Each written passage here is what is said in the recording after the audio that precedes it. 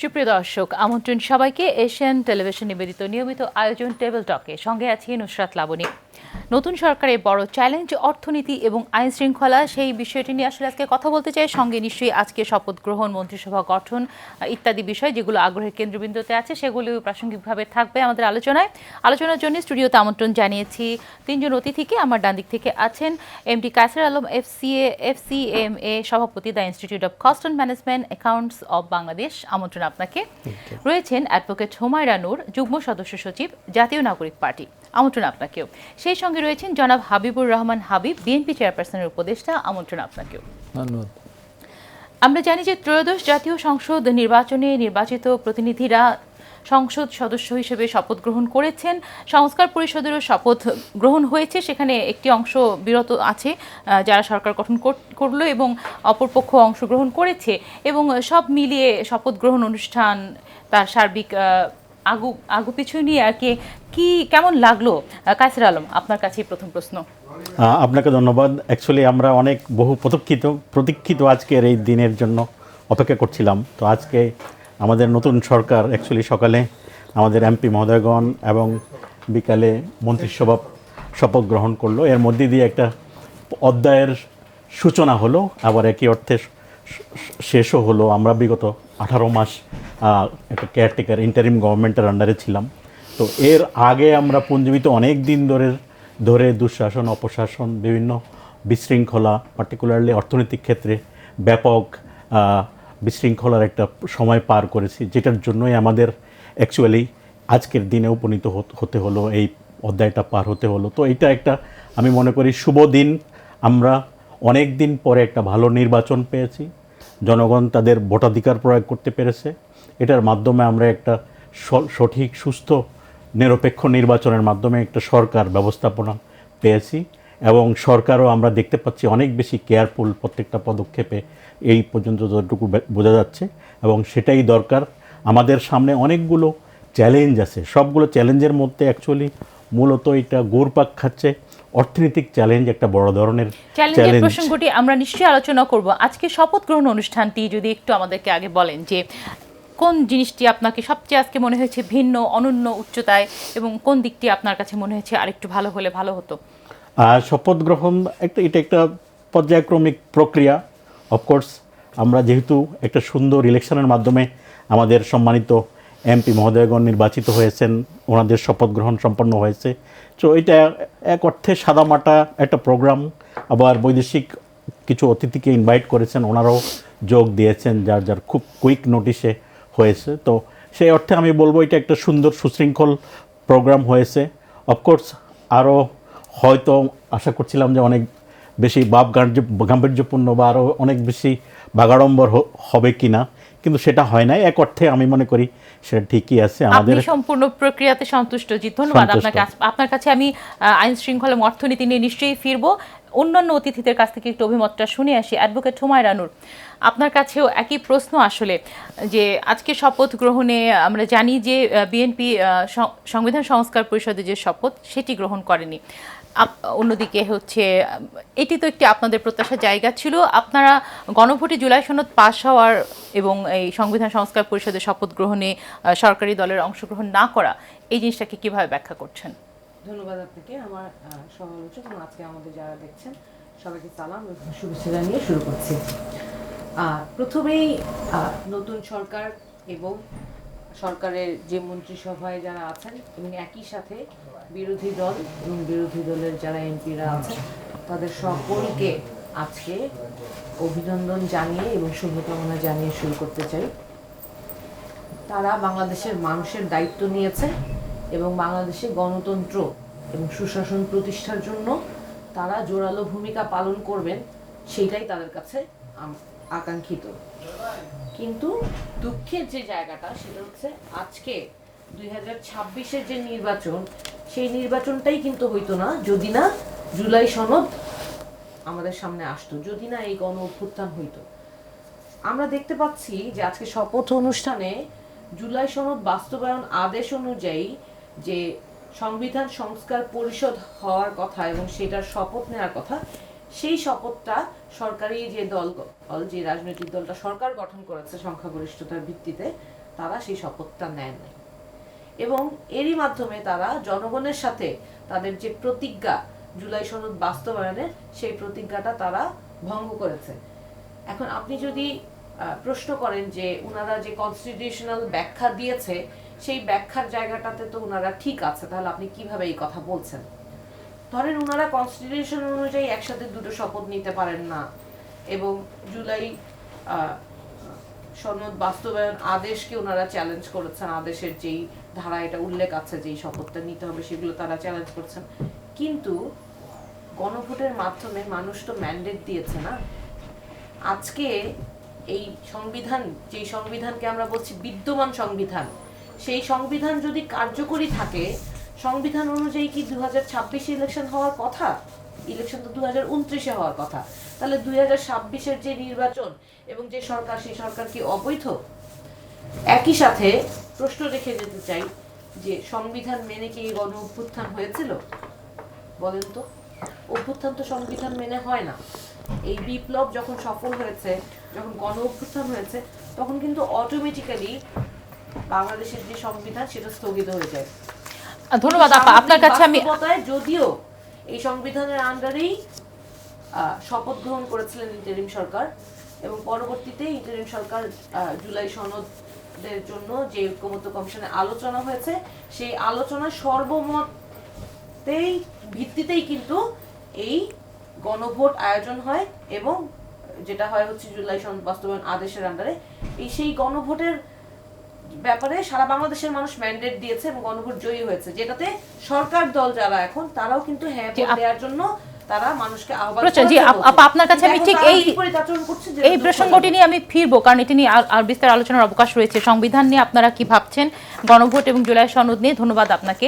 আমি একটু পরবর্তী বক্তার কাছ থেকে একটু শুনে আসি। জনাব হাবিবুর রহমান হাবিব, আমরা জানি যে বাংলাদেশের রাজনীতিতে একটা দীর্ঘ অধ্যায়ের অবসান হলো এবং এখানে প্রায় 35 বছর পরে আমরা বাংলাদেশের 9তম পুরুষ প্রধানমন্ত্রী আজকে পেয়েছি, জনাব তারেক রহমানকে। নিশ্চয়ই বিএনপির দলীয় সদস্য হিসেবে এবং চেয়ারপারসনের উপদেষ্টা হিসেবে আপনার জন্য অত্যন্ত আনন্দের দিন এবং বাংলাদেশের জন্যও নির্বাচিত একটি সরকার বহুল প্রতীক্ষিত ছিল। আজকে শপথ গ্রহণ অনুষ্ঠানের মধ্যে আপনি শুনছিলেন পূর্ববর্তী বক্তার, আপনার অভিমত কি? সংস্কার পরিষদের শপথ না নেওয়া বিএনপির পক্ষ থেকে, সেটির ব্যাখ্যাটি কি আপনাদের দলীয়? আপনাকে ধন্যবাদ। আপনার মাধ্যমে এশিয়ান টেলিভিশনের শোনা দর্শক শ্রোতাদেরকে আমার সস্তা সালাম, বিজ্ঞতি আলোচক দুজন আলোচককে আমার শুভেচ্ছা। আমি সর্বপ্রথম অত্যন্ত বেদনার সাথে স্মরণ করছি বাংলাদেশের সবচেয়ে জনপ্রিয় নেত্রী দেশনেত্রী বেগম খালেদা জিয়া আমাদের মাঝে নেই। উনি আমাদের মাঝ থেকে চলে যাওয়ার পরে প্রথম এশিয়ান টেলিভিশনে আসলাম, বা টেলিভিশনে আসাই হয়নি আমার। তো উনি বেঁচে থাকলে আজকে খুশি হতেন, এটা আমার কাছে খুব বেদনাদায়ক একটা বিষয়। ব্যক্তিগত আমি নির্বাচনে অংশগ্রহণ করেছিলাম, আমার নির্বাচনটা যদিও এটা নিয়ে প্রশ্ন আছে, তারপর বাংলাদেশ নির্বাচনটাকে আমি স্বাগত জানিয়েছি। অনেক বছর পর একটা সুষ্ঠু সুন্দর নির্বাচন হয়েছে, কোথাও কোথাও ব্যর্থ হতেই পারে, আমার ক্ষেত্রে যেটা হয়েছে। তো এখন কথা হলো যে এই নির্বাচনটা নিয়ে অনেক কথা হচ্ছিল, হবে কি হবে না, আদৌ হবে কি না, নানান কথা। আমি কিন্তু বারবার বলতাম ইন্টারিম গভর্নমেন্টের সার্থকতা তখনই আসবে যদি একটা সুন্দর সুষ্ঠু নির্বাচন দিয়ে যেতে পারে। তার পক্ষে দেশের সব কিছু আর্থিক সংকটগুলি কাটিয়ে ওঠা সম্ভব না, আইন শৃঙ্খলা নিয়ন্ত্রণ করা সম্ভব না। তাদের যে বড় কাজটা আছে সেই কাজটা তারা সমাধান করেছেন। এই জন্য আমি ইন্টারিম গভর্নমেন্টকে, বিশেষ করে সরকার প্রধানকে আমি ধন্যবাদ জানাচ্ছি, কৃতজ্ঞতা প্রকাশ করছি। উনি বলেছিলেন একটা ভালো নির্বাচন হবে, হয়েছে, অনেকখানি ভালো হয়েছে বিতর্ক থাকা সত্ত্বেও। এখন সংবিধান আজকে আমাদের সংসদ সদস্যরা শপথ নিয়েছেন এবং বিকালবেলা আপনার মন্ত্রিপরিষদ শপথ নিলেন, প্রধানমন্ত্রী সহ আমি ছিলাম অনুষ্ঠানে। এখন একই সাথে দুটি শপথ নেওয়া যায় কিনা সেটা আমাদের দলের পক্ষ থেকে ব্যাখ্যা দিয়েছে আইনজ্ঞ বিশেষজ্ঞরা। সেই ব্যাপারে আমি তাদের ব্যাখ্যার বাইরে গিয়ে আমার এই মুহূর্তে কথা বলার সুযোগ নেই। তবে আমাদের দল মনে করে যে জুলাই বিপ্লবে যারা শহীদ হয়েছেন বা যে আমাদের জুলাই সনদ যেটা সেটা বাস্তবায়ন অবশ্যই আমাদের করতে হবে, জনগণের কাছে আমাদের দেওয়া, সেটি বাস্তবায়নে এই শপথ গ্রহণ না করাটি অন্তরায় নয়, তাই বলছেন? না, অন্তরায় না, এটা আমরা আস্তে আস্তে ঠিক করে ফেলতে পারবো। আর যে হুমায়ুনুর যেটা বললেন সেটা হলো 69 গণঅভ্যুত্থান হয়েছিল, ওরা সংবিধান অনুসারে না, কিন্তু নির্বাচনটা হয়েছিল 70 সালে সেই সংবিধান অধীনেই। 90 সালেও কিন্তু একটা দেশে আন্দোলন হয়েছিল, 9 বছর স্বৈরশাসক বিরুদ্ধে আমরা আন্দোলন করেছিলাম, অনেক লোক হতাহত, আমি নিজেও অনেকবার আহত হয়েছিলাম। তারপর নির্বাচনটা যখন হলো তখন সংবিধান মেনলি হয়েছে, এবং 2024 যে গণঅভ্যুত্থান হওয়ার পরে যে সরকার গঠন হলো সেটা এখন সংবিধানের আওতায় হয়েছে কিন্তু, এবং সেই সংবিধানের আওতায় থাকার কারণেই আজকে কিন্তু ওই সেই সরকারেরই রাষ্ট্রপতি শপথ পাঠ করালেন। অতএব এটা আমাদের যদি মনের ইচ্ছা সঠিক থাকে তাহলে সব কিছুই সম্ভব। কিন্তু আমরা আগেই যদি শুরু করে দিই, যেমন গতকালই 11 দলীয় জোট সহ তারা গতকাল হুঙ্কার দিয়ে ফেলেছে, এটা হবে না সেটা হবে না, আমি সেটা শুরুই তো হলো না, শপথ গ্রহণ করলোই না, ধৈর্য ধরতে হবে তো। এবং তারা ভোট কারচুপির কথা তারা বলেছে। যারা 54 বছরের বাংলাদেশে বিএনপির সাথে 2বার সমঝোতা করে একবার 17 একবার 18টা আসন পেয়েছিল, এই 35টা বাদ দিলে 54 বছরের বাংলাদেশে তার আসন কয়টা? 20টাও না। যে তার আসন পেয়েছে 70-এর উপরে, এবং ভোটের পার্সেন্টেজ আছে 5 থেকে 7%-এর বেশি না। এবার ভোটের পার্সেন্ট 31% পার হয়ে গেছে। তারপরেও তারা বিএনপির দিকে আঙ্গুল তুলে বলেছে যে কারচুপি করেছে। আমি টোটাল নির্বাচনটা বিতর্কে নিয়ে যেতে চাচ্ছি না, কিন্তু যদি কোনো বিতর্ক করতে হয় তাহলে এখানে সবচেয়ে অনিয়ম যেটুকু হয়েছে জামাত ইসলাম করেছে, আমি তার সাক্ষী। আমার তখন কোটি কোটি টাকা দিয়ে ভোট কেনা হয়েছে, কোটি কোটি টাকা দিয়ে। এবং আওয়ামী লীগের মন্ত্রী ছিলেন এর আগে শামসুল হক শরীফ দিল, তার বাসায় বসে জামাতের যিনি প্রার্থী সহ তার লোকজন মিলে, তার ছেলে পরে মন্ত্রী এমপি হয়, লন্ডনে আছেন গালিব, মহা দুর্নীতিবাদ একটা পরিবার, সেই বাসায় বসে সেই স্কাইপে কথা হয়েছে, এবং সেখানে টাকা পয়সা বিভিন্ন একদম দলীয় নির্দেশ দেওয়া হয়েছে। যে কথাটা বলা হয় যে আওয়ামী লীগের বিরুদ্ধে তার কথা বলে সোচ্চার, আমি নিজে সাক্ষী। সেখানে আওয়ামী লীগের লোকেরা দল বেঁধে ওখানকার সাবেক উপজেলা, সাবেক পৌরসভা চেয়ারম্যান, সাবেক মেয়র, মানে সাবেক এমপি, সাবেক মন্ত্রীর পরিবার, টোটাল আওয়ামী লীগ তারা আমার বিরুদ্ধে তারা ভোট করলো ওখানে সিদ্ধান্ত নিয়ে। আসলে আমরা কিন্তু ওই যে আসনগুলোতে কেউ হেরেছে উভয় দলের কাছ থেকে কিন্তু এই অভিযোগগুলো পাচ্ছি না, পাওয়ার ভিতরে পার্থক্য হলো আমি বলি, আমার এখানে ভোট দিতে গিয়ে ধরা পড়েছে, তারপর ভোট কারচুপি করেছে, অনেক অনিয়ম আছে। আমার ওখানে অনেকগুলি মানে ভোট গণনা ইচ্ছা মতো বসিয়ে দেওয়া হয়েছে। মানে এখানে সুবিধাটা হয়ে গেছিল ওখানে না যে যার বিরুদ্ধে বারবার অভিযোগ করেছে, উনি ছাত্র শিবিরের নেতা ছিলেন ঢাকা বিশ্ববিদ্যালয়, ওনার বাপ ছিল জামাতের আমির, ওনার নিজের ভগিনীপতি বোনের হাজব্যান্ড উনি বগুড়া 4টি নির্বাচন করেছেন।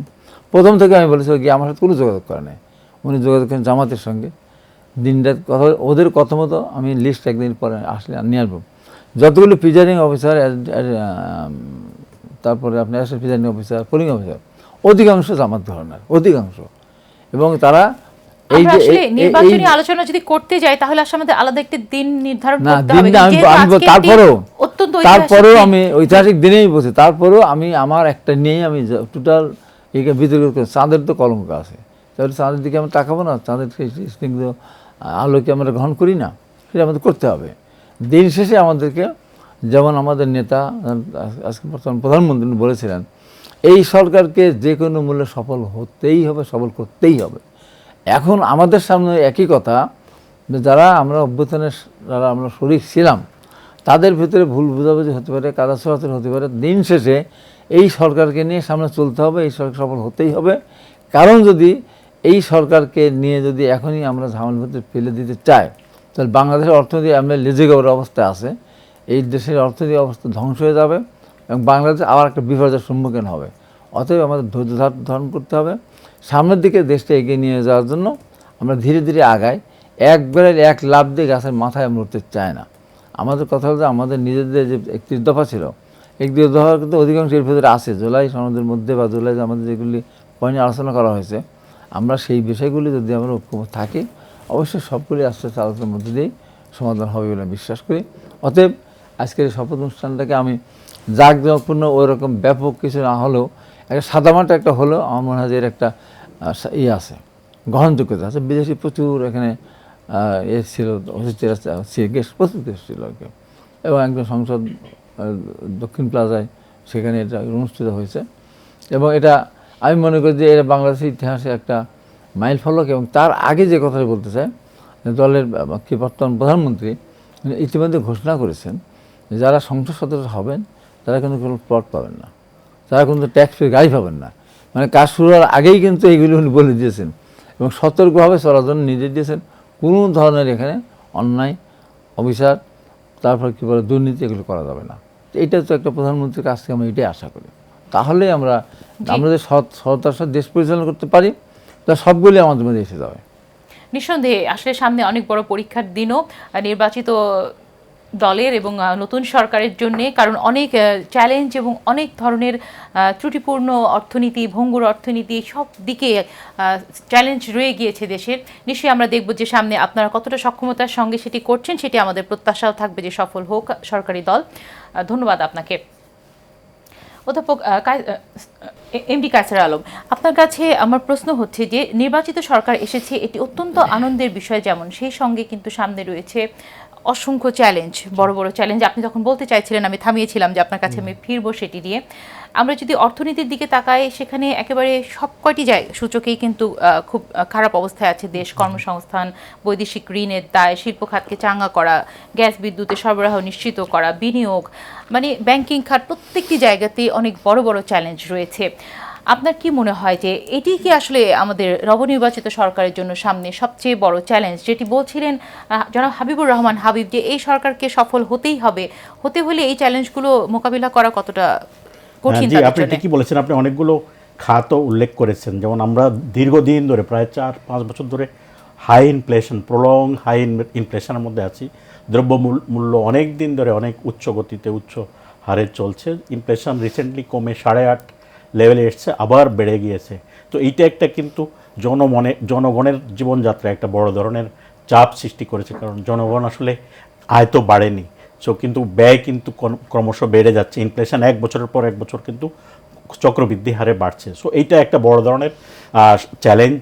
আরও অনেকগুলো চ্যালেঞ্জ আপনি বলেছেন। আমাদের একটা ফরেন কারেন্সি ব্যাপক ডিভ্যালুয়েশন হয়েছে, টাকার লিকুইডিটি, ব্যাংকিং সেক্টর অ্যাকচুয়ালি এক ধরনের এখন আপনার 100 টাকার মধ্যে প্রায় 36 টাকা থেকে 40 টাকা পর্যন্ত নাই। 6.5 লাখ থেকে 7 লাখ কোটি টাকা কিন্তু এনপিএল হয়ে গিয়েছে, যেটা একটা বড় ধরনের ডেন্ট। এখন ইকোনমিক গ্রোথও কিন্তু অনেক নিচে নেমে চলে আসছে, যেটা 4% প্লাস মাইনাস লেভেলে আসছে। আমাদের মতো একটা দেশের অথবা এখন বৈশ্বিক ক্ষেত্রেও কিন্তু গ্রো না করা মানে হলো ছোট হয়ে যাওয়া। সো আমাদের নতুন সরকার আসার কথা, যে ওনাদের ম্যানিফেস্টোতে একটা বড় ধরনের গ্রোথ টার্গেট ফোকাস করেছেন। এটা আমি খুবই ব্যক্তিগতভাবে এবং প্রফেশনালি অলতো আমরা অ্যাকাউন্টেন্ট কমিউনিটি থেকে অত্যন্ত আশাব্যঞ্জক একটা বিষয় হিসাবে দেখি। কারণ আমরা সবসময় বড় না হোক, আমাদের লেজিটিমেট অথবা ডিউ গ্রোথকে ফোকাস করতে হবে। এখন এই গ্রোথের জন্য প্রথম কাজ হলো, আপনি যে চ্যালেঞ্জগুলোর কথা বলছেন এর সাথে আরও আছে, যেমন ফরেন কারেন্সির রিজার্ভ, এটাও কিন্তু ভোলাটাইল। এখন হয়তো স্টেবল মনে হচ্ছে, কিন্তু আবার ইকোনমিক গ্রো করা শুরু করলে সেখানেও টান পড়তে পারে। ফরেন কারেন্সি লিকুইডিটি, টাকা লিকুইডিটি, ইনফ্লেশন, তারপরে আমাদের জিডিপি ট্যাক্স কালেকশন খুবই কম, এটা দিনে দিনে কমে যাচ্ছে, এখন 6% এসে কমছে। ইনভেস্টমেন্ট, যেটার মাধ্যমে আমাদের বেকারত্ব মোচন হয়, কিন্তু বিগত বছর 10 বছরের মধ্যে সবচেয়ে কম ইনভেস্টমেন্ট হয়েছে গত বছর, আর বিগত বছরগুলোতে প্রতিনিয়ত এটা কমে যাচ্ছে। এতে করে কিন্তু আমাদের বেকার সমস্যা একটা বড় ধরনের সমস্যা। আমরা জানি এক অর্থে এই বেকার সমস্যার থেকেই কিন্তু আমাদের এই বিগত আন্দোলনগুলো ট্রিগার করেছে, যেটা জনবিপ্লবে রূপ নিয়েছে। সো এই সব সমস্যাগুলোকে প্রথমত আমাদের জনগণ, সিটিজেনদের মধ্যে কনফিডেন্স, আস্থা ফেরত আনতে হবে। একটা সর্বস্তরে কিন্তু একটা অনাস্থা কাজ করতেছে। এর মধ্যে বিগত 18 মাস যখন ইন্টারিম গভর্নমেন্ট ছিল, শুরুর দিকে একরকম ছিল, কিন্তু শেষের দিকে যেহেতু ওনারাও চলে যাবেন, বিগত 2 কোয়ার্টার কিন্তু অনেক ডিসিশন, অনেক অ্যাক্টিভিটিজে কিন্তু কিছুটা স্থবিরতা দেখা গিয়েছে। অনেক ডিসিশন নিয়ে মধ্যপথে এসে থেমে গিয়েছেন। সো এই যে জনমনে একটা আস্থা ফেরত আনা, এই আস্থা শুধু যে জনমন না, আমাদের যারা বিনিয়োগকারী, লোকাল ইনভেস্টর, আমাদের লোকাল ইনভেস্টমেন্ট কিন্তু বললাম যেটা অনেক নিচে নেমে গেছে। গ্রোথটা বিগত 10 বছরের মধ্যে সবচেয়ে কম, 6%-এ চলে আসছে। ফরেন ইনভেস্টমেন্টও কিন্তু খুব কম। সো এই যে বিনিয়োগ, ওনাদেরও আস্থা ফেরত আনা, তারপরে আমাদের ব্যাংকিং সেক্টরে ডিসিপ্লিন আনার জন্য কিন্তু অ্যাকাউন্টেবিলিটি, রেসপন্সিবিলিটি, সরকারের যে একটা public accountability, poor public accountability যে ডেমনস্ট্রেশন হয়েছে বিগত দশক ধরে, এইটা কিন্তু ফেরত আনা। সো নতুন গভর্নমেন্টের জন্য আমি মনে করি এই যে সংখ্যাতাত্ত্বিক বিচারের চেয়েও কিন্তু কোয়ালিটেটিভ ব্যাপক অ্যাক্টিভিটি করতে হবে, রিফর্ম করতে হবে, যেটা হাবিব ভাই সুন্দরভাবে বলেছেন। আসলে এই গভর্নমেন্টের ফেল করার কোনো উপায় নাই। আমাদের এই ক্ষুদ্র জমির মধ্যে, ল্যান্ড এরিয়ার মধ্যে ব্যাপক জনগোষ্ঠী, 18 কোটি, এটা আমার মনে হয় সবচেয়ে জনবহুল বসতিপূর্ণ দেশ দুনিয়ার মধ্যে। সো এখানে আমরা যদি কোনোভাবে স্লিপ করি, পার্টিকুলারলি আমি যদি আরও স্পেসিফিক বলি, আগামী 3 বছর আমাদেরকে 2 থেকে 3 বছর এমনভাবে কাজ করতে হবে যেন ইকোনমি প্রপারলি টার্ন অ্যারাউন্ড করে। আগামী 1 থেকে 1.5-2 বছর খুবই ক্রিটিক্যাল। আমরা এখন যে গ্রোথ রেটে আসি, এই গ্রোথ রেটটা যখন বাড়তে যাবে তখন কিন্তু আমার টাকার দরকার হবে, আমার ডলারের দরকার হবে।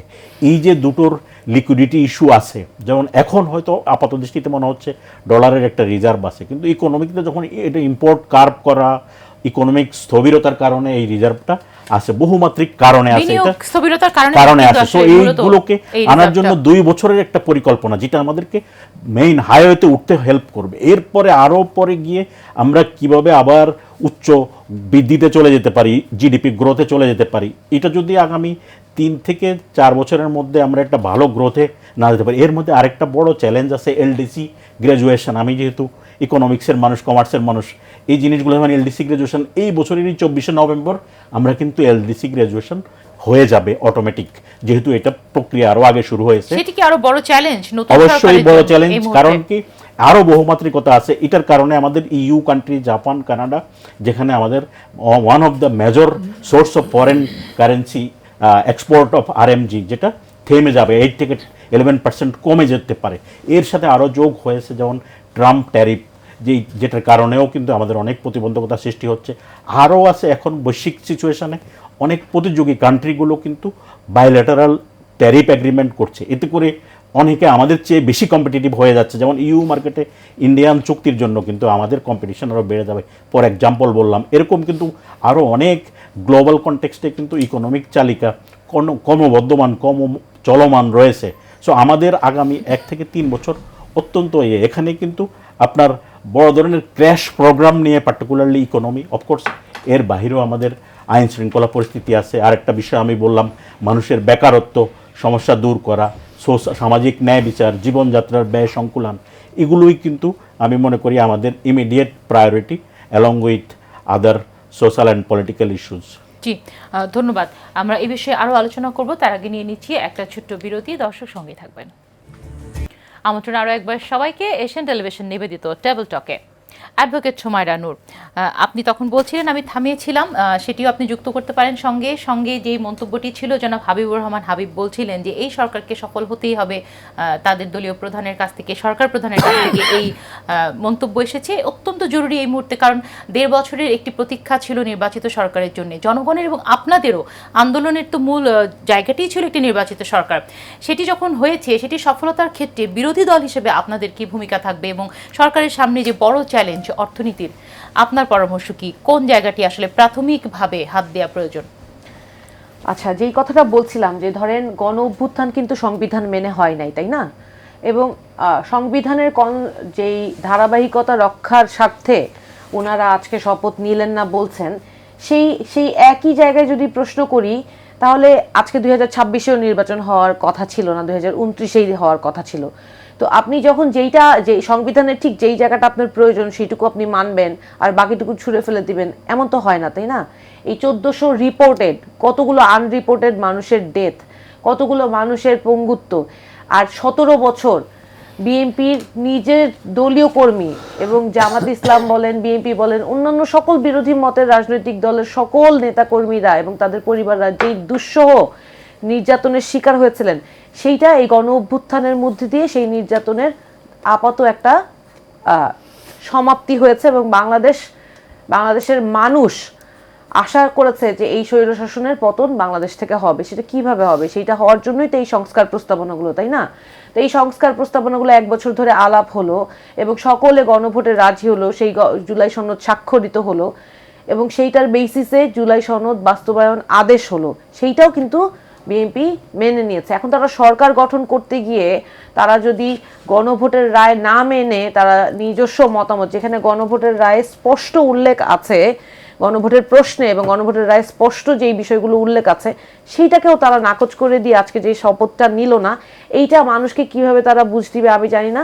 হয়তো সময় বলে দিবে যে তাদের আসলে উদ্দেশ্য কি, যে তারা আসলেই জুলাই সনদ বাস্তবায়নের মাধ্যমে সংস্কারগুলো করতে চায় কিনা, মানুষের সাথে তারা প্রতারণা না করে মানুষের সাথে যেই কমিটমেন্ট, মানুষ যে আস্থা রেখে তাদেরকে ভোট দিয়েছে। ধরেন নির্বাচনের আগে তো তারা বলেছে না যে হ্যাঁ এর পক্ষে সমর্থন দেওয়ার জন্য বলেছেন, তাই না?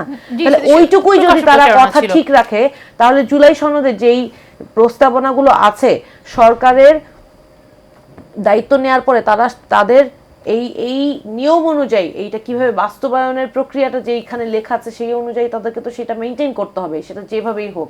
কনস্টিটিউশনাল ডিবেটে আমরা গেলে ইন্টারিম গভর্নমেন্টকেও আই ক্যান সে যে ইট ওয়াজ নট ইভেন লিগাল, তাই না? তো এখন আপনি যদি আজকে দেখলাম যে গণভোট বাতিল চেয়ে একটা রিট হয়েছে, এবং এই রিটকে যদি এইটা গায়েবী রিট না, বাংলাদেশের এক্সিস্টিং প্র্যাকটিসে এই রিটের কারণটা কি এটা আমরা বুঝি, এবং সাধারণ মানুষও বুঝে যে এই দৈব চয়নে এই রিটটা কিভাবে হইলো এবং এই রিটের ভবিষ্যৎ কি বা কারা এখানে পেছন থেকে প্রণোদনা দিচ্ছে সেগুলো মানুষ বোঝে।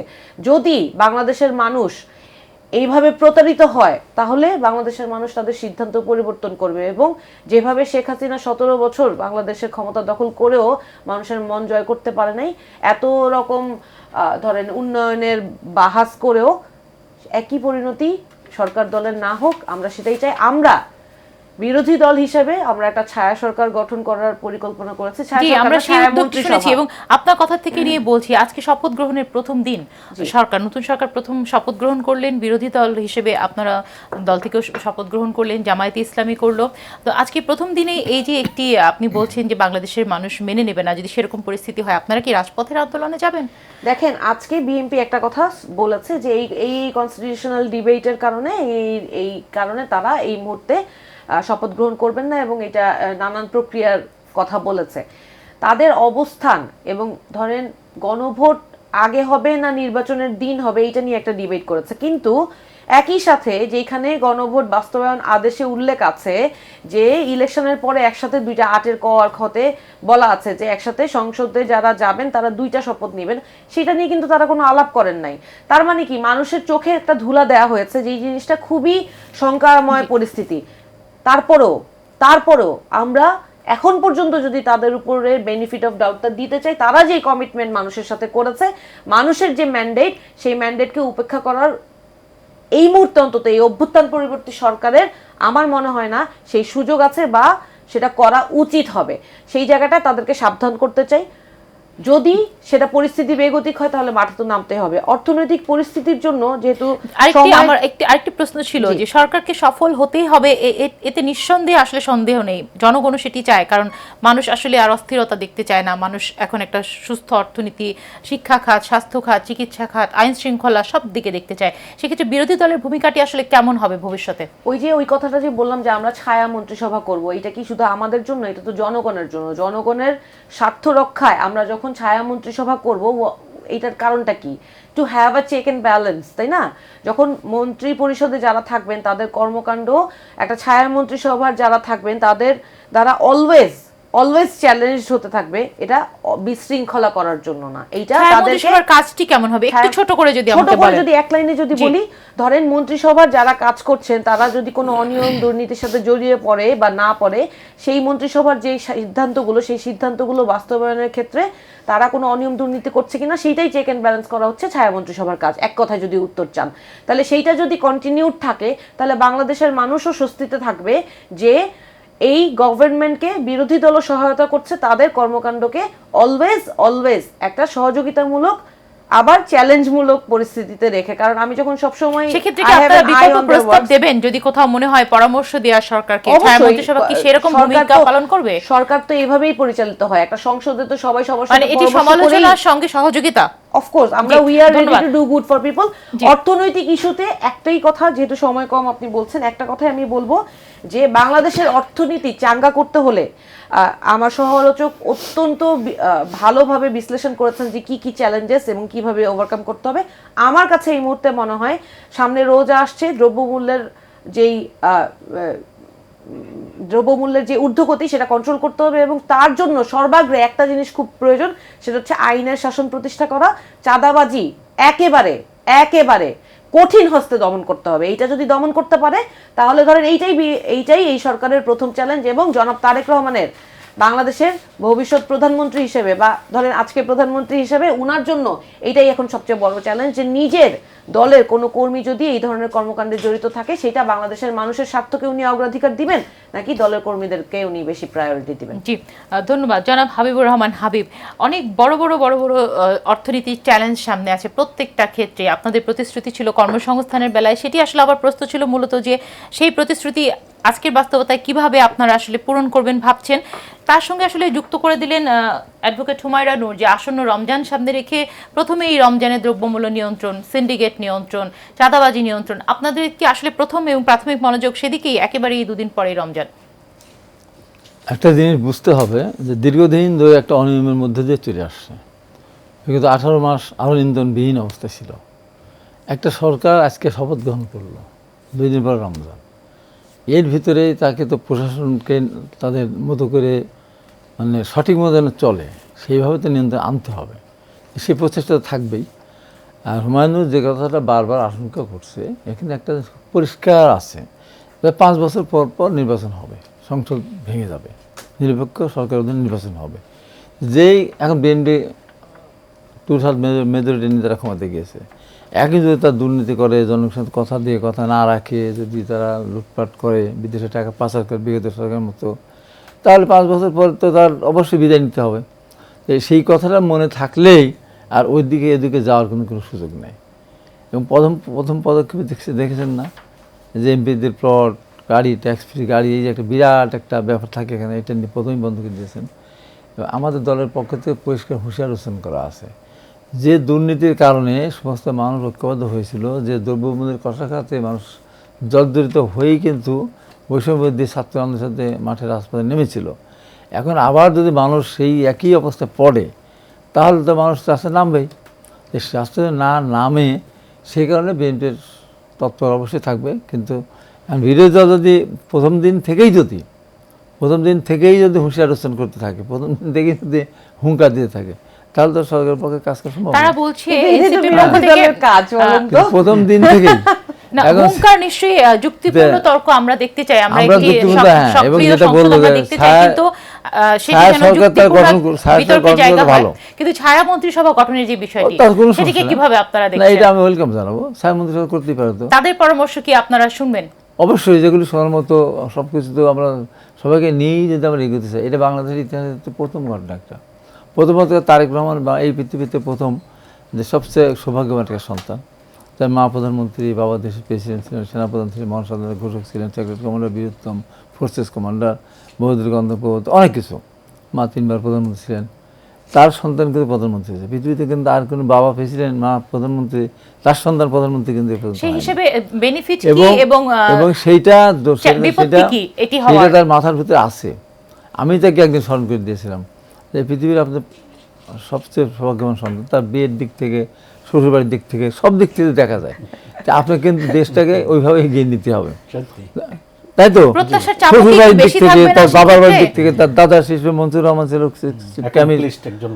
না, সব দিক থেকেই এটা তার মাথার ভিতরে আছে। সে সেভাবেই সামনে দিকে এগিয়ে নিয়ে যেতে পারবে বিশ্বাস করি। প্রত্যাশা যদি নির্বাচন ইশতেহারে অসংখ্য প্রতিশ্রুতি, সেই চাপ সামলানোর জন্য আপনারা আসলে চাপ সামলাতে হলে একটা দেশের ভিতরে সুশৃঙ্খল অবস্থা থাকতে হবে। বিশৃঙ্খল অবস্থা, আজকে হরতাল, কালকে অবরোধ, পরশুদিন এটা হবে না, রাস্তাঘাট বন্ধ, মিছিল শুরু করতে হবে, এগুলো তো হবে না।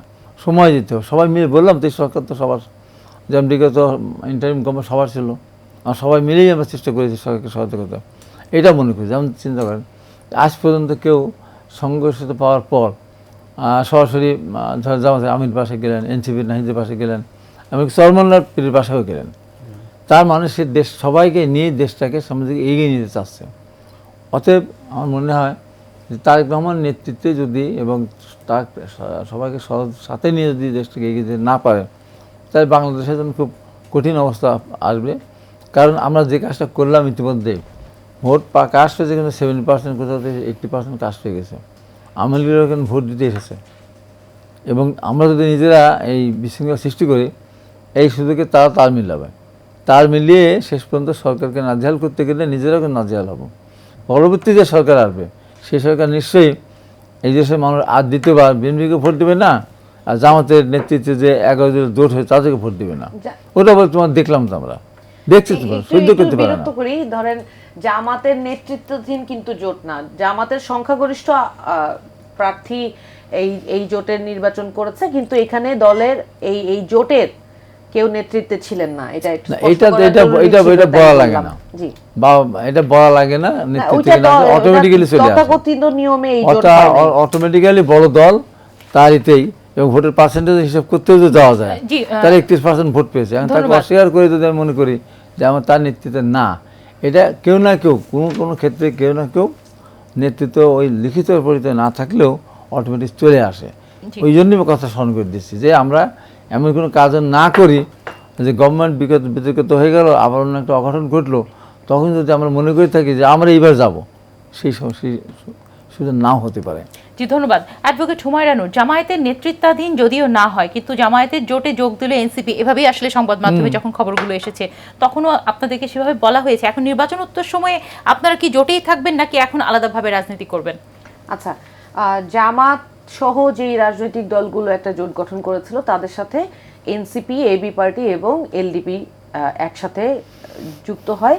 এবং আপনি যদি যেই দলটা জোট থেকে বের হয়ে গিয়েছে তাদেরকেও যদি প্রশ্ন করেন, তারাও কিন্তু একই কথাই বলেছিল, আপনি যদি মনে করে থাকেন, যে এই জোটে কোনো কারো নেতৃত্বে এই জোট হয় নাই। ওনারা কিন্তু বের হয়ে গিয়েও একই কথা বলেছে। সুতরাং অমুক নেতৃত্বে থাকবেন, তমুক নেতৃত্বে থাকবেন, এই কথাটা আসলে কেউ মানে নাই, বা এই ধরনের কোনো কথা আমাদের মধ্যেও কখনো হয় নাই। এটা একটা নির্বাচনী জোট ছিল, এবং নির্বাচনী জোটের পরবর্তীতে আমাদের যেই কর্মকাণ্ড, সেটা যে যার রাজনৈতিক দলের কর্মকাণ্ড তারা নিজস্ব রাজনৈতিক মতবাদ অনুযায়ী করবে। যেমন আমাদের রাজনৈতিক কর্মসূচি আমরা কিন্তু নিজেদের মতোই দিচ্ছি, কিন্তু সরকারের যেই কর্মকাণ্ড, সেই কর্মকাণ্ডের ক্ষেত্রে যেহেতু আমরা বিরোধী জোট, সুতরাং সেই ক্ষেত্রে আমাদের সরকার বিরোধী বা সরকারের কর্মকাণ্ডকে চ্যালেঞ্জ করার যেখানে প্রয়োজন, অপ্রয়োজনে না, যেটা ভাই বললেন আমি অবশ্যই সেখানে একমত, সরকারকে চ্যালেঞ্জ করে অস্থিতিশীল পরিস্থিতি ক্রিয়েট করা আমাদের কোনোভাবেই উদ্দেশ্য না। আমাদের উদ্দেশ্য স্পষ্ট, বাংলাদেশের মানুষ কোনোভাবেই বঞ্চিত হইতে পারবে না, বাংলাদেশের মানুষের সাথে আর কেউ প্রতারণা করতে পারবে না, বাংলাদেশের মানুষকে রক্ত চুষে খাবে কেউ, এই সুযোগ আমরা আর দিব না। সেই জায়গায়, সেই লড়াইটাতে এই 11 দলীয় জোট একসাথে থাকবে। আপনি একদম ছোট করে যদি আপনাকে একটা উদাহরণ দিই, নির্বাচন উত্তর সময়েও আপনারা তাহলে 11 দলীয় জোট হিসেবেই থাকবেন? নির্বাচন উত্তর সময় শুধুমাত্র রাজনৈতিক কর্মকাণ্ড অবশ্যই আলাদা থাকবে, শুধুমাত্র যেই কথাটা বলছিলাম যে সরকারের যেগুলো ডিসপিউটেড কাজ সেই ক্ষেত্রে চ্যালেঞ্জ করার ক্ষেত্রে আমরা সংগ্রামটা একসাথে করব। কারণ আমাদের যেই জোটের, এই 11 দলীয় জোটের যে উদ্দেশ্যটা ছিল, সেই উদ্দেশ্যগুলো তো আমরা ওই জায়গায় তো আমরা অ্যালাইন করি, তাই না? ধরেন আমরা আমাদের উদ্দেশ্য নির্বাচনের আগে আমরা শুনেছিলাম যে এটি আসলে নির্বাচনী জোট, সেক্ষেত্রে আসলে আদর্শগত মিলও তাহলে রয়েছে না। আমরা ওই সময় কিন্তু স্পেসিফিক্যালি বলেছি যে যার রাজনৈতিক আদর্শ অনুযায়ী চলবে। আমরা ধর্মীয় রাজনৈতিক দল না, আমরা মধ্যপন্থার রাজনৈতিক দল। আমরা আমাদের অনুযায়ী আমাদের কার্যক্রম চালাচ্ছি এবং আমরা এইভাবে কন্টিনিউ থাকবো। শুধু 4টা জায়গা না, একটা জায়গায় উদাহরণ হিসেবে আমি একটা জিনিস মেনশন না করলেই না। ধরেন গতকাল টিএবি রিপোর্ট এসেছে যে এই গভর্নমেন্টে বিএনপি এবং জামাত মিলে আমাদের নাই ঋণ। দেখেন হিসেব করে, তাদের 11,356 কোটি টাকার ঋণ আছে যারা সংসদে যাচ্ছেন। সেখানে 62% হচ্ছে বিএনপির এমপি মন্ত্রী যারা আছেন তাদের, এবং প্রায় 16% হচ্ছে জামাতের। কি দুঃখজনক আপনি দেখেন, তারা এমপি হিসেবে, মন্ত্রী হিসেবে ক টাকা বেতন পাবে এবং তারপরে এই ঋণটা কিভাবে পরিশোধ করবে। এটা কিন্তু জনগণের সামনে একটা, অবশ্যই যেই দলই, আমি ওই যে জোটের প্রশ্ন করলেন সেই উত্তরটার জন্য এটা বলতে বাধ্য হইলাম যে আমরা কিন্তু আমাদের জোটে আছেন বলে কেউ অনিয়ম করে তার ঋণ পরিশোধ করছেন, মানুষকে শোষণ করছেন, সেই সুযোগ আমরা দিব না। আমরা প্রশ্ন সবাইকেই করব। আপনারা রাজনীতিতে অত্যন্ত নতুন, আমরা আপনাদেরকে এভাবেই দেখতে চাই যে প্রবীণ হলেও আপনারা আসলে এই সততা ধরে রাখবেন, প্রশ্নের ঊর্ধ্বে থাকবেন, সেই শুভকামনা থাকছে। ধন্যবাদ। জনাব কায়সার আলম, আপনার কাছে আমার প্রশ্ন হচ্ছে যে আমরা আসলে যে কথাটি বলছিলাম যে অর্থনীতিতে গতি সঞ্চার খুব জরুরি এবং সেই গতি সঞ্চার করতে বিনিয়োগের আস্থা ফেরানো অত্যন্ত জরুরি, সেটি করতে নির্বাচনই কি যথেষ্ট একটি রাজনৈতিক সরকার, নাকি এর সঙ্গে এখন বড় চ্যালেঞ্জ আইন শৃঙ্খলা পরিস্থিতিকে ঠিক করা? সেটা আমি শুনবো, উত্তরটি নেব, তার আগে নিয়ে নিচ্ছে একটা ছোট্ট বিরতি। সঙ্গে থাকবে দর্শক। আমন্ত্রণ আরও একবার সবাইকে টেবল টকে। জনাব কায়সার আলম, আপনার কাছে যে প্রশ্নটি রেখে আমি বিরতিতে গিয়েছিলাম যে অর্থনীতির পূর্ণ গতি ফেরাতে এবং বিনিয়োগকারীদের আস্থা বাড়াতে অভ্যন্তরীণ এবং আন্তর্জাতিক বিনিয়োগ উভয় ক্ষেত্রেই একটি নির্বাচিত সরকারই কি যথেষ্ট, নাকি দেশের সার্বিক আইন শৃঙ্খলা পরিস্থিতির উন্নয়নও একটি বড় চ্যালেঞ্জ নির্বাচিত আপনি সরকারের ঠিকই জন্য? বলেছেন। অ্যাকচুয়ালি আমরা এখন দীর্ঘদিন ধরে একটা আইন শৃঙ্খলা থেকে শুরু করে তারপরে আস্থাহীনতা সরকারের উপর বিরাজমান ছিল। এটা বিগত রিজিমের সময় কিন্তু দীর্ঘদিন ধরে ছিল, যেটার ফলশ্রুতিতে ইকোনমি একটা বড় ধরনের ধাক্কার মধ্যে পড়েছে এবং ইকোনমি খুবই ভঙ্গুর অবস্থায় আছে। বিগত আমাদের ইন্টারিম গভর্নমেন্ট চেষ্টা করেছে যে পার্টিকুলারলি ব্যাংকিং সেক্টর, ফরেন কারেন্সির একটা স্টেবিলিটি আনার। তা আপাত দৃষ্টিতে অনেক কন্ট্রোল করে, চেক অ্যান্ড ব্যালেন্স করে, যেটার নর্মাল ফ্রি ফ্লো ছিল না, ওরকম সিচুয়েশনে একটা আপাত সফলতা পেয়েছে। কিন্তু আমি মনে করি আমাদের যে আজকে নতুন সরকার প্রতিষ্ঠিত হলো, এবং এটা কিন্তু অন্য 10টা ইলেকশন বা সরকারের মতো না, এটা আমাদের একটা ঐতিহাসিক ক্ষণ। কারণ একটা ব্যাপক মতের প্রতিফলনেই কিন্তু এই সরকার প্রতিষ্ঠিত হয়েছে। ওভারঅল বললে একটা সুন্দর ইলেকশন হয়েছে। আমরা সবাই খুব শঙ্কিত ছিলাম যে আইন শৃঙ্খলা পরিস্থিতি নির্বাচন পূর্বক এটার জন্য ভালো থাকে, কারণ সব নির্বাচনকালীন আইন শৃঙ্খলা বাহিনীর ভূমিকা আপনার কাছে কেমন ছিল? আমার কাছে মনে হয় খুবই ভালো ছিল। কারণ আমাদের এখানে এত মানুষের মধ্যে এত কম আইন শৃঙ্খলা বাহিনী দিয়ে এই লেভেলের ইলেকশন করা, সেটি কি আমরা এখন নির্বাচন পরবর্তী সময়ে আপনার কি মনে হয় আইন শৃঙ্খলা বাহিনীর ভূমিকা কেমন হবে, সরকারের তরফ থেকে কি সংস্কার? ওইটা আপনি যেটা বলেছেন প্রশ্নের আরেকটা পার্ট, এটা একটা বড় ধরনের চ্যালেঞ্জ। যেহেতু আমরা অনেকগুলো অনিয়ম, দুর্নীতি, করাপশন, অনেক সিচুয়েশনের মধ্যে আছি, এইটা থেকে বের হয়ে আসতে হলে সরকারকে ব্যাপক অর্থে, আমি অলরেডি দেখছি সরকারের নীতি নির্ধারক থেকে অনেক কঠিন উপদেশ দিচ্ছে। এটা কিন্তু সিরিয়াসলি কিন্তু নিতে হবে, কারণ আদারওয়াইজ এই সরকারের উপর যে আস্থা স্থাপিত হয়েছে, এটা যদি একবার ভেঙে যায়, এবং এই আস্থা কিন্তু আমাদের লোকাল ইনভেস্টরদের না, এটা ইন্টারন্যাশনাল ইনভেস্টর। আমরা এখন আর ছোট কোনো ইকোনমি না, আমাদের ইকোনমি কিন্তু 35তম ইকোনমির মধ্যে একটা ইকোনমি, এটা আরও পটেনশিয়াল আছে। সো এইটা সর্বজনীন সবার আস্থা। আজকেও অনেক বিদেশি অতিথি আসছেন, প্রত্যেক দিনই আমরা expose to foreign world. So এই আস্থাটা কত দ্রুত ফেরত আসতে পারবো। আমাদের একটা জিনিস মনে রাখতে হবে, আমাদের দীর্ঘদিন ধরে কোনো করার মতো সময় নাই, খুব দ্রুত একটা মাস, একটা বছর কিন্তু এখন অনেক গুরুত্বপূর্ণ। সো যেটাই আমরা করতে চাই seriously, with dedication, with honesty, integrity, এবং অল্প সময়ে যেন করতে পারি। আদারওয়াইজ আমাদের পাশে যেমন ওয়ার্ল্ডের সেকেন্ড লার্জেস্ট ইকোনমি আমাদের পাশে, 4th লার্জেস্ট ইকোনমি আমাদের পাশে, ওরা কিন্তু বড় হচ্ছে। ওরা বড় হওয়া মানে আমরা আরও প্রবলেমে পড়ে যাওয়া। সো আমাদেরও কিন্তু এই ব্যাপক জনগোষ্ঠী নিয়ে, এই পটেনশিয়াল নিয়ে কিন্তু আমাদের এই গ্রোথ হাইওয়েতে কিন্তু থাকতে হবে খুব দ্রুতভাবে। এবং এটার জন্য ফরমোস্ট হলো আইন শৃঙ্খলা পরিস্থিতি ভালো থাকতে হবে, এবং যত মঙ্গল, উন্নয়ন, ডেভেলপমেন্ট বলেন, এইটা জনগণ কেন্দ্রিক হতে হবে। আদারওয়াইজ কিন্তু আপনি ডিসকানেক্টেড কোনো কাজই ভালো কাজ নয়। যেমন আমরা আগের সরকার অনেক উন্নয়নের কথা বলেছেন, কিন্তু বেকার সমস্যা, প্রত্যেক বছর 20 লাখ লোক কর্মসংস্থানের জন্য মার্কেটে আসে। এখন ব্যাপক 10 থেকে 12 লাখ উচ্চশিক্ষিত বেকার আছেন। তো এনাদের কর্মসংস্থান করা, এনাদের জীবনযাত্রার কোনো উন্নয়নই কিন্তু সফল হবে না যদি আমরা জনজীবনে যদি এটার ব্যাপক ফলাফল বা ব্যাপক না দেখতে পাই, প্রতিফলন না দেখতে পাই। সো আমি মনে করি অর্থনৈতিক রিফর্মের সাথে সাথে, অর্থনৈতিক কর্মকাণ্ডের সাথে জনগণের কল্যাণ, জনগণের মঙ্গল এবং আইন শৃঙ্খলা পরিস্থিতি, আদার অনেক পরিপূরক বিষয়গুলো আছে যেগুলো আগামী সরকারের ইমিডিয়েট এজেন্ডা হিসাবে নিতে হবে। জি, ধন্যবাদ। অ্যাডভোকেট হুমায়রা নূর, আপনারা ছায়া মন্ত্রিসভা যেহেতু গঠন করেছেন, আইন শৃঙ্খলার ক্ষেত্রে সরকারের করছেন আর কি করতে যাচ্ছেন, প্রথম কি করা জরুরি, কোন জায়গাটাতে আসলে মনোযোগ দেওয়া জরুরি আইন শৃঙ্খলা পরিস্থিতিকে? আচ্ছা, যেখানে প্রথমে এই যে অর্থনীতির যে সংকটগুলো আছে, সেই সংকটের জায়গায় যেই জায়গাগুলোতে এই সরকারকে নজর দিতে হবে বলে বলেছিলাম, সেই জায়গাটায় আমরা প্রথমে সর্বাগ্রে মনোযোগ দিব। দুইটা জিনিস আইন শৃঙ্খলার ক্ষেত্রে, দুইটা জিনিস। একটা কথা হাবিব ভাই বললেন যে আওয়ামী লীগ ফিরে আসার সংকটের কথা, এইটা তো অবশ্যই একটা নজর দেওয়ার মতো বিষয়, যেখানে আওয়ামী লীগ যাতে কোনোভাবে সন্ত্রাসী কার্যক্রম আওয়ামী লীগকে কিভাবে বিবেচনা করবেন? আওয়ামী লীগের নেতাকর্মী তৃণমূলের যারা, তারা তো রয়েছে দেশে, থাকুক, এবং কিন্তু আমাদের উপরের স্তরের নেতারা তাদের বাইরে থাকা। এই নির্বাচনের আগে কিন্তু আমরা স্পষ্টভাবে উল্লেখ করেছি যে আওয়ামী লীগের প্রশ্নে আমরা একটা ট্রুথ অ্যান্ড রিকনসিলিয়েশন কমিশন চাই, যেটা অনেক জায়গায় বলা হয়েছে, ওনাদের ইশতেহারে বলা হচ্ছে ট্রুথ অ্যান্ড হিলিং কমিশন, যেটা UNOHCR এর প্রস্তাবনা। তো এই জায়গাটায় ব্যাপারটা হচ্ছে যারা অন্যায়ের সাথে জড়িত তাদের বিচার নিশ্চিত করতে হবে, এবং যারা অন্যায়ের সাথে জড়িত না তাদেরকেও কিভাবে সমাজে পুনর্বহাল করার ব্যবস্থা করা যায় সেইটা নিশ্চিত করতে হবে। কাউকে তো আপনি সমাজচ্যুত করতে পারবেন না, যে অপরাধী তাকেও আপনাকে রিহ্যাবিলিটেশন করতে হবে। কিন্তু এইখানে যেটা দুঃখের বিষয় সেটা হচ্ছে উনি ভয় দেখাইলেন যে আওয়ামী লীগ ফিরবে, আমরা যদি আইন শৃঙ্খলা পরিস্থিতি বা আমরা যদি সরকারকে চ্যালেঞ্জ করে বেশি অস্থিরতা সৃষ্টি করি। আসল কথা, আমার ওনাদের কার্যক্রমে কিছু স্পেসিফিক কার্যক্রমে আমি দুঃখের সাথে বলতে চাই, মনে হচ্ছে যে ওনারা জোর করে আওয়ামী লীগকে ফিরাচ্ছেন আমাদেরকে ঠেকানোর জন্য। কেন জানেন?